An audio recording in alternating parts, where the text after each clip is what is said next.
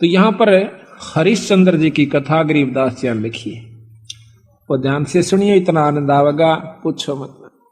गरीब हरिचंद इसमें ये बताते हैं कि उनको कितना विश्वास था, अपने वचन पर डट गए, लड़का भी बेच दिया, रानी भी बेच दी, अपने आप को भी बेच दिया, लेकिन अपने उद्देश्य को नहीं छोड़ा। गरीब हरिचंद हरि हेतम अयोध्या नगरी रहते, सतयुग सिंध समाद बचन सब ही सत कहते। हरिश्चंद्र जी सतयुग के अंदर हुए हैं और वो अपने सत के वचन बोला करते, सत पर रहा करते थे, असत बात नहीं कहा करते, बड़े दानी थे। गरीब सुर नर मुनि जन देव सकल मन नाही भाया, सब मुनि करी फैलाद सुनो तुम्हें तेरे भवन राया। इतनी अच्छी कीर्ति राजा हरिश्चंद्र की होगी थी कि वो देवता लोग भी उससे यानी जीलियसी करने लागे, द्वेष रख कर लिया। तो विष्णु भगवान के पास जाकर कहते हैं कि महाराज एक हरिश्चंद्र नाम का मृतमंडल के राजा है, मृतमंडल में अयोध्या नगरी में राज करता है। तो वो कहते हैं सत नहीं छोड़ता, हम उसकी परीक्षा लेना चाहते हैं। गरीब सुर नर मुनि जन देव सकल ना भाया, सब मुनि करी फैलाद सुनो तुम त्रिभुवन राया। गरीब सत बाक है सत ही कह है, ये सत ही पूजा ध्यान, सत ही सारा कर्म है, सत के चले विमान। गरीब सुर नर मुनि जन देव फैलाद लगाई भारी, सुनो विशंबर नाथ हरिचंद्र हैं अधिकारी। गरीब कहें विशंबर नाथ सुनो क्या कि जय देवा, वह हरिचंद्र सतलीन करते हैं सब की ही सेवा। गरीब हरिश्चंद्र का पति व्रत टर नहीं टारा, वह सतवादी संत रहे। गरीब हरिश्चंद्र का पतिव्रत टर ना टारा भाई, वो सतवादी संत रहे हमारी शरणाई। राजा हरिश्चंद्र मेरी शरण के अंदर है भाई, वो सत नहीं छोड़ सकते। गरीब बोलत हैं ऋषि देव जात है हमारी पदई, सुनो सहस भुज नाथ करत हैं हम उनकी बदई। इंद्र जी कहते हैं कि मेरी पदवी जावेगी महाराज, अगर वो इस सत पर डटा रहा और देवताओं की पदवी उसको देनी पड़ेगी, तो हम उसके साथ बदई करेंगे, हम उसके साथ तो है ना खेचातान करेंगे, उसके सत को तोड़ेंगे। गरीब गण गंधर्व सब देव सकल में ऊंचा को है, लीजे ताहे बोला हरे चंद टार जो देव है। विष्णु भगवान ने बोले भाई देख लो तारी मर्जी। उन्हें मालूम था कि जो मेरी शरण में आ गया और सत पर डटा रहा तो उसका कोई बाल नहीं बांका कर सकता, पर ये भी राजी हो लेंगे, ये प्रसन्न हो जाएंगे, देख लेते हैं। गरीब नारद मुनि ऋषि देव कहे सुन त्रिभुवन नाथा, हरिचंद्र सत ना जावे तुमसे संग विधाता। नारद मुनि बुलाया, वो सियाणे थे, ने बोले भगवान उसके सत न कौन तोड़ दे, जब आप जैसे साथ हो, मेरे बस का नहीं ना आपा जावा। तो विश्वामित्र को बुलाओ भाई। गरीब विश्वामित्र बूझ ढील लावे ना कोई, हरिचंद्र का सत डगा पकड़ लावत है सोई। गरीब विश्वामित्र अर्ज करे वो किसको दुखदाई, सुर नर मुनि जन देव सबन ने चुगली खाई। यह बीमारी ऊपरताई है, राग की, द्वेष की, निंदा की, जलने की। अब कौन सोचा कि स्वर्ग पाकर तो निश्चिंत हो गए वो देव लोग, वो यहां से भी ज्यादा बुरी हालत से उन लोगों की। अब मर पड़ के ये 3 लोग की साधना स्वर्ग प्राप्ति है। महाराज गरीबदास जी कहें स्वर्ग हमने भी देखा भाई, पर अपना मन नहीं लग गया। सो फिर कहते सुन मंडल को किया पिया ना, यू काल कर्म सब भाग्या। कहते हैं सब देवता ने इकट्ठे होकर विश्वामित्र आगे चुगली ला दी। विश्वामित्र ने वो बीड़ा उठा लिया कि मैं इसके सत को तोड़ जाऊंगा। गरीब लेकिन वो भी पूछा ऐसे कि भाई वो किसने दुख देश है, क्यों दुखी करो बेचारे ने। तो सबने चुगली निंदा कर करा के और वो श्रृंगार दिया। गरीब सबे कहें ऋषि देव हरिचंद जो डगाई, विश्वामित्र आण बीड़ा जो लिया उठाई। गरीब आबिया ताबिया त्रास दीजियो हमरे ताही। ये 3 प्रकार के दुख होते हैं प्रताड़ना करने के, जो कि गुप्त रूप से संत छोड़ देते हैं और वो परेशान हो जाता है। पकड़ ल्याऊं हरिचंद पलक ना ढील लगाई, गरीब जब दे दो त्रास कहे भगतन के ईसा। हरिचंद विश्वामित्र जब दिया किया मर्तलोक पियाना, दारे रूप बराहा बाग में ल्या धिमताना। विश्वामित्र ने एक सुअर का रूप बनाया, जंगली सुअर का। राजा हरिचंद्र का एक बहुत कीमती बाग बहुत प्रेम से लगवा रखा था। उस सुअर ने वो सारी बगीची उखाड़ दी, नीचे हुड शरीर अपना मुंह देवे और उथल पुथल कर दे। को जावे नजदीक उस माली ने या उनको खाने भाजे, यानी तीर भी मार लिए, उसका कोई असर नहीं हुआ। तो सब उठकर राजा हरिचंद्र के पास आते हैं। तो हरिचंद्र बोल रहा भाई की बात होगी। कहने लगे महाराज जी एक ईसा का सूता हुआ रहा है सुअर है, और वो तो सारा बगीचा उजाड़ दिया और हमने तीर गोली मार के देख ली, उसका असर ना होता। तो कहते हैं राजा हरिचंद्र ने खुद घोड़ा पिड़वाया, उसके ऊपर अपना अग्नि बाण लेकर अगर के बाण लेकर के बैठ गया और सेना भी साथ चढ़ ली। एकदम राजा हरिचंद्र जब आवे से वो सुअर उसमें से निकल कर भाग लेता है। राजा हरिचंद्र इतना तेजी से भागता है, सेना तो बहुत पीछे रहेगी, वो आगे चले जाते हैं। वहां जाकर के विश्वामित्र एक ब्राह्मण का रूप बना ले से, और एक लड़की और एक लड़का 2 अपनी सिद्धि से तैयार कर देता है। उस लड़की को राजा के पास ले आवे, हाथ जोड़ कर न्यू कैसे, हे राजन, हे एक क्षत्रिय, एक विपर का काम कीजिए। अक महाराज एक यहाँ पर शायर आया था, अकमन ना बेरा शायर सुर का, पर मेरा काम कर महाराज। किधर छुप गया होगा, कित पाओगा तनव के काम से विप्रवर के एक कन्या है ये, इसका ब्याह करना से कुछ कन्यादान करना चाहिए था, कोई व्यक्ति नहीं मिल रहा था, आप आगे धन्य है। राजा हरिश्चंद्र आप तो सतवादी हो, आप क्षत्रिय हो, ये गरीब कन्या एक ब्राह्मण की लड़की का ब्याह हो रहा है, इस पर कृपा करिए। तो बोले महाराज जी ठीक से स्नान कर ले, नहा धो लिया। कहते हैं कि इनका पति कहाँ है उसको बुलाओ। उसी समय वो लड़का बुला लिया, फेरे करवा दिए। कहने लगे इनको कन्यादान दे, 7 असरपी दे दी।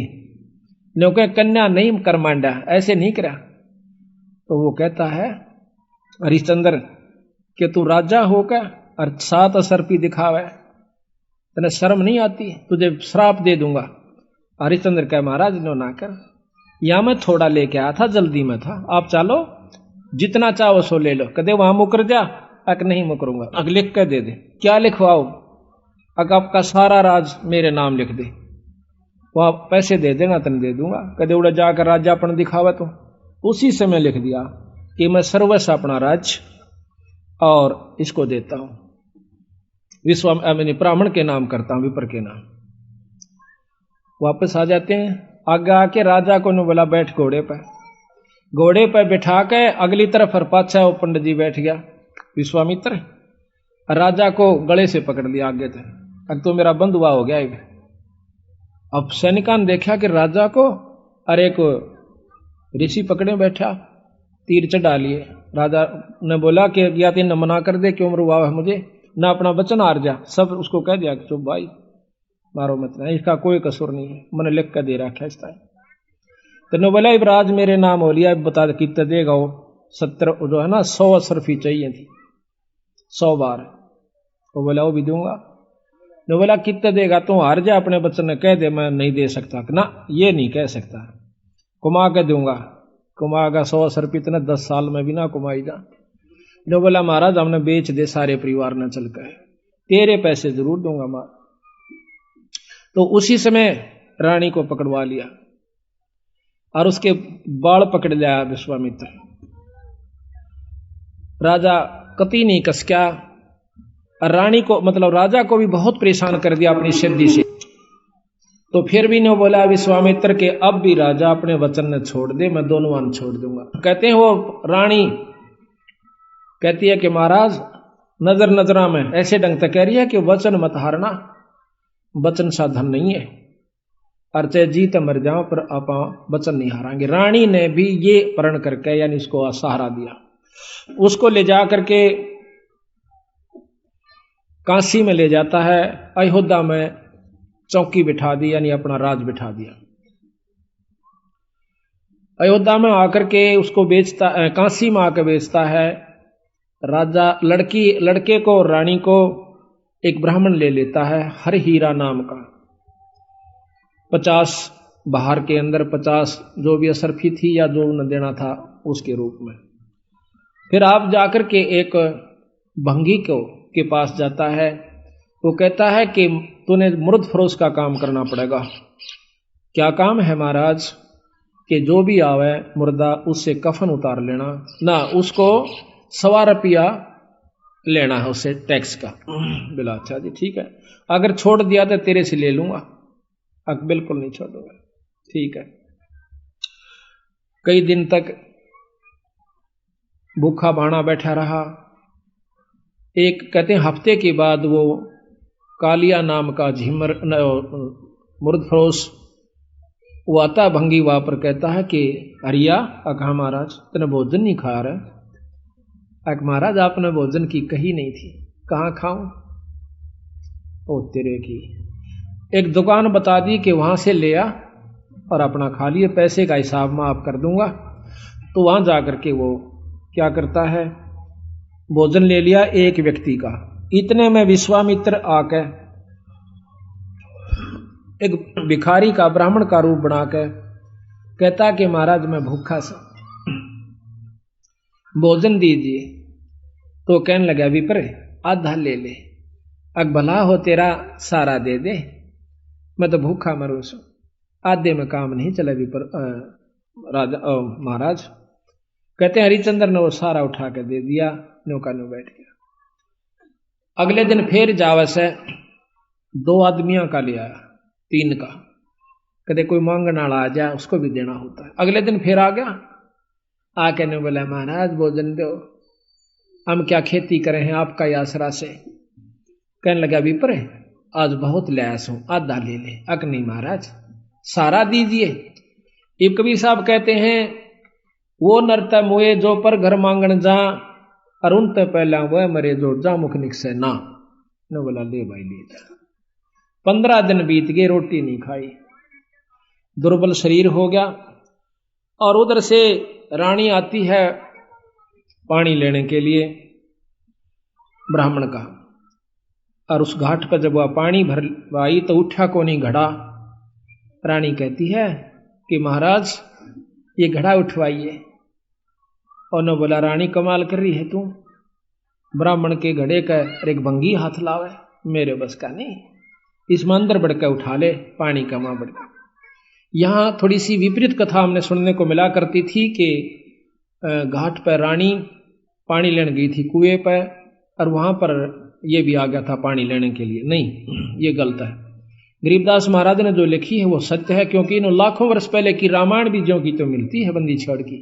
तो वहां पर रानी आई थी पानी लेने की खातिर, तो हरिचंद ने कहा कि अंदर पानी में डुबकी लगा करके घड़ा उठा लीजिए। घर आ जाती है। कुछ दिनों के बाद लड़का रोहतास उस पंडित जी की खातिर फूल लेने जाया करता था। वो रोजाना फूल ला करके पंडित जी को दिया करता था। वो अपने देव के ऊपर, अपने इष्ट के ऊपर पूजा किया करता था। एक दिन कहते हैं रोहतास फूल लेने के लिए जावा है, विश्वामित्र वहां पर एक सर्प का रूप धारण करके वो छोरे को डस लेता है। तो पड़ा पड़ा रोहतास ने कहा ऐसा कि माली मेरी मां ने जिक्र ना करिए भाई, पंडित जी ने बता दे जाकर। वो भाग्या जावस है। अब पंडित जी चाड़ा हो गया कि हो गया कि वो लड़का किसका था भाई, रोहतास नाम बतावस है, और वो तो सांप ने डस लिया और मर गया भाई। उसी समय भाग लेता है वो हरिहर पंडित जी हर हीरा लाल का, और इतनी सुन ली उस लड़की ने भी, यानी उसकी मां ने भी रोहतास की ने कि छोरे का तो सर्प लग गया। वह भी भागी आवस। बुरी तरह वो ब्राह्मण छोरे ने छाती लाकर रोया है कि बेटा कौन हुई रोतासिया। तो कहते हैं रानी ने बोली महाराज ए पिताजी रोआ मत ना, कि ताने जाने हंस है क्यों चिंता करते हो। उस माँ ने उस ब्राह्मण का ढाढ़स बढ़वाया कि ये तो आना जाना खेल से, रो मत ना महाराज, हम सब ने जाना से, हमारे साथ होनी थी सो होगी, कोई बात नहीं। अब वहां से लेकर के वो लड़के का कफन उसके ऊपर लपेट के कपड़ा चल देती है। अब गरीब की गेला कौन जा, हरी हीरा और 2-3 जने वो जाते हैं, जाकर के मर्द घाट पर लुटा देती है, फूकण की तैयारी करे से इधर उधर से लकड़ी तैयार करके। तो इतने में हरिया आ जाता है। हरिश्चंद्र कैसा कि माई वो दे टैक्स 100 रुपया काट। तो वहां पर वो कहती है कि महाराज ये आपका बेटा रोहतास है, अग मेरा कोई पुत्र नहीं है, और मैं आपकी रानी सू, कोई पुत्र नहीं, मेरा कोई बेटा नहीं, 100 रुपया दे दे।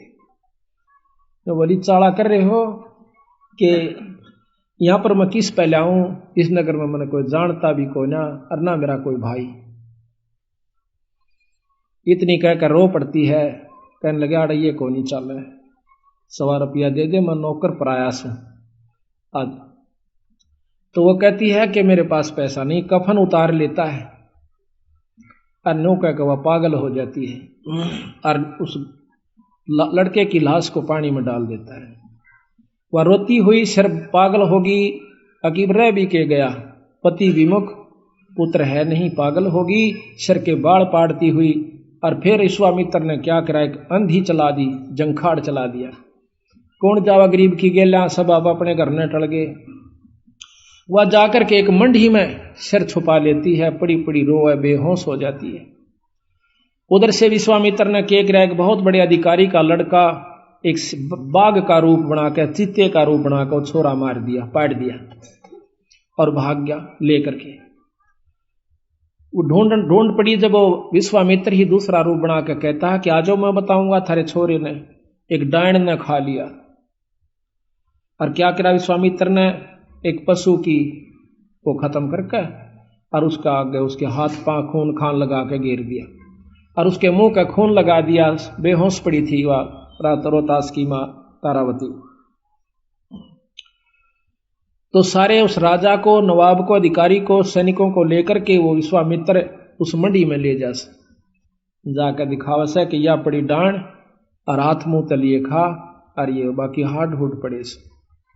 उसी समय कहता है राजा के बुलाओ हरिचंद को, जल्लाद को, इसकी शर्त उतार दे। कालिया को कहा कि कालिया इसका सिर उतरवा दे, क्योंकि वो सारे काम उन्हीं से जल्लाद रूप में भी वही क्या करते थे। उसी समय राजा हरिचंद्र को, क्यों नौकर था वो कालिया का, कि हरिया कि हाँ महाराज इस डांड का सिर काट दे। अभी महाराज पकड़ कर बाढ़ और तलवार में मारने लग गया। पीछे से भगवान विष्णु ने तलवार पकड़ ली। मैं बोला हरिचंद सफल हुआ। कौन सा भाई, कि भगवान विष्णु अकन्योनी। भगवान बहुत दिन हो गए छुप कर रहते ने, सामने आ जाओ ना, छोड़ दो तलवार ने, प्रगट सामने आ जाते हैं। कि मांग हरिचंद के मांगा है, कि महाराज जब दर्शन हो गए मांगन में भी के रह गया मेरे पास, कि फिर भी मांग भाई। अक आप पक्का वचन भर लो, कदे फिर जाओ। अक वचन भर लिए। जो बोला सारी काशी पार हो, और या बांदी जीवित हो ठीक हो, और इसका छोरा जीवित हो जा, और विमान में बैठ कर जा, यहाँ के काशी के पशु और पक्षी भी स्वर्ग में जाने चाहिए। बोल तेरी के सलाह से। नो बोला तथास्तु, सारे स्वर्ग में जाएंगे। बोल सतगुरुदेव। तो महाराज कहते हैं कि जिस नगरी में साधु रहते हैं वो नगर भी अमान है, अमर है। ऐसे प्यारे संत जिसमें रहते हैं वो सारी नगरी को पार कर दिया करते हैं।